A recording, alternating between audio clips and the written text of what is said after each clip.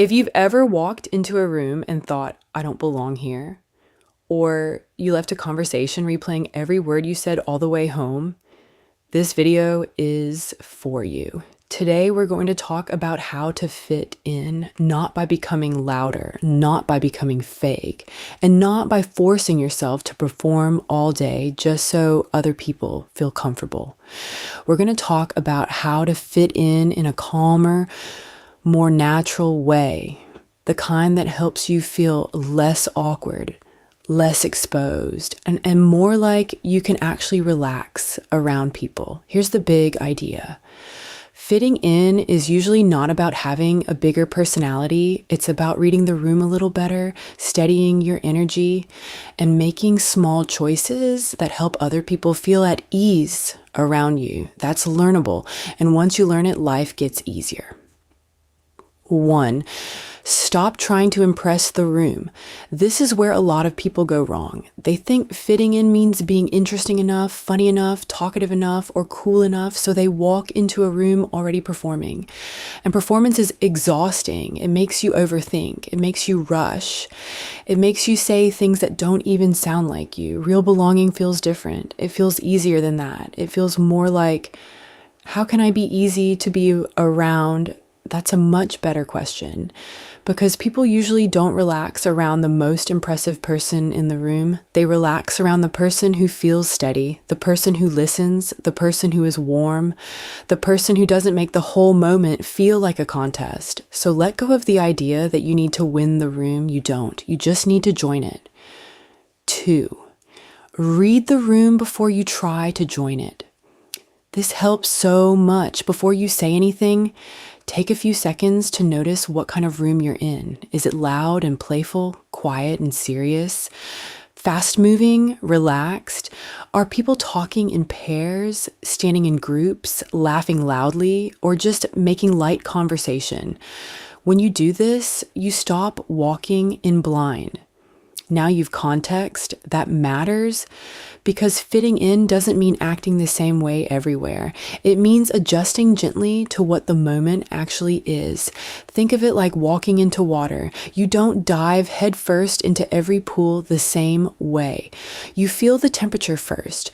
So before you try to be social, pause and notice. Where people seem relaxed, who looks open and kind, what the general mood feels like, how fast people are talking. That tiny pause can save you from a lot of awkwardness. 3, small adjustments change everything.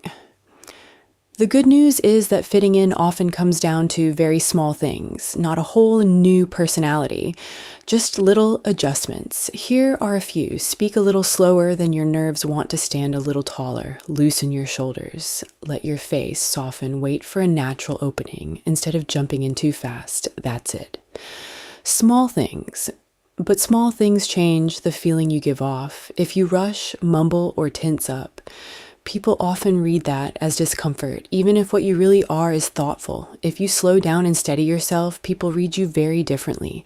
They feel safer around you, and when people feel safer, they open faster. So before entering a room, try this. Take one slow breath, drop your shoulders, and decide that you don't need to be dazzling. You only need to be present. 4, start with easy words, not perfect words. A lot of awkwardness comes from trying to say the perfect thing. That's too much pressure. You don't need perfect, you need easy. Try openers like, how do you know everyone here? How has your day been? Have you been here before? What do you think of this place so far? Simple works. Simple is not boring. Simple gives the other person something easy to hold. And once the conversation starts, you don't need to carry the whole thing by yourself. You can ask one thoughtful follow-up. You can notice one detail. You can let the conversation breathe. That already makes you feel easier to talk to. And easier to talk to often matters more than more impressive to listen to. 5, you don't need everyone to like you. This is a big one. Sometimes the pressure to fit in gets huge because you think every room has to become your room. It doesn't. Some groups will click with you faster than others. Some people will feel easy, some won't. That doesn't always mean you did something wrong. Sometimes it just means the fit is not natural. And that's okay. Your goal is not universal approval. Your goal is real comfort, real connection, and a few good moments of belonging. That's enough. In fact, that's more than enough. You don't need 10 shallow conversations. One good one can change your whole night. So stop measuring success by, did everybody notice me? Measure it by, did I connect with someone? Did I stay grounded? Did I leave feeling more like myself than when I came in? That's real progress. 6, people feel safe around steadiness. This might be the secret of the whole video. People like steadiness.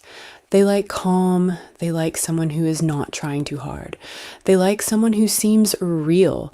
That means one of the best ways to fit in is to make other people feel comfortable, not by becoming a servant, not by shrinking yourself, but by creating a softer emotional atmosphere. That looks like listening without interrupting, smiling when it feels natural, reacting with warmth instead of stiffness, asking a question instead of launching into a speech, letting silence happen without panicking.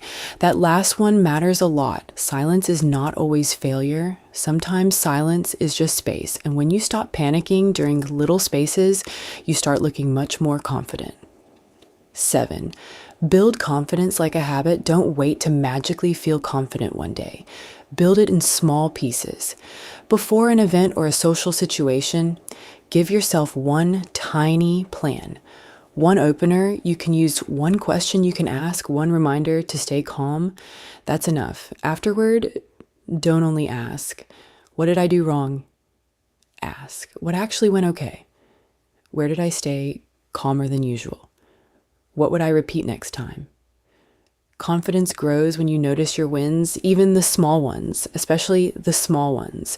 8, if you're quieter, use that as a strength. You don't need to copy the loudest person in the room. That usually backfires. Your power may be different. Maybe you're better one-on-one. Maybe you ask better questions. Maybe you listen more closely. Maybe people tell you deeper things faster because you feel safe.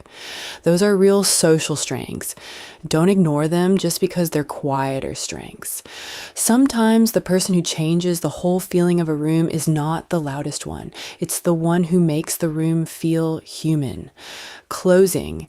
If fitting in has felt hard for you, I want to leave you with this. You don't have to become fake to belong. You don't have to become loud to belong. And you don't have to perform your way into every room. Sometimes fitting in is simply this.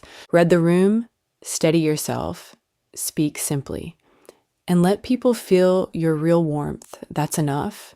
And if you keep practicing it, you may stop asking, how do I make people accept me? And start asking, how do I make this moment easier and more human? That's where real belonging begins.